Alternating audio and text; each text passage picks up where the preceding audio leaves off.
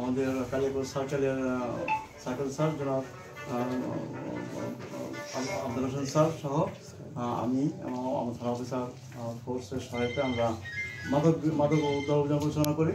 মাদক অভিযান পরিচালনা করাকালে আমরা খবর সময় পাই যে মাওনা চৌরাস্তা সংলগ্ন ফুলবাড়িয়া রোডে নবী হোসেন যে 1 নম্বর আসামি, পলাতক 1 নম্বর আসামি,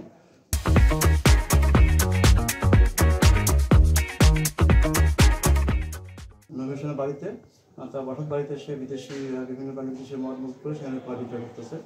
তো আমরা সে সময় পাওয়ার ভিত্তিতে আমরা সেখানে পুলিশ সদস্য নিয়ে আমরা অভিযান পরিচালনা করি। সেখানে আমরা রেড দিলে আমরা 5 তলা ভবনের 3 তলা গিয়ে আমরা তার আসামি যে পলাতক আসামি নবী হোসেন আছে তার বসত থেকে আমরা কয়েলের 7টা কার্টুনের মধ্যে বিদেশি বিভিন্ন ব্র্যান্ডের মদের বোতল উদ্ধার করি, 87 বোতল উদ্ধার করি।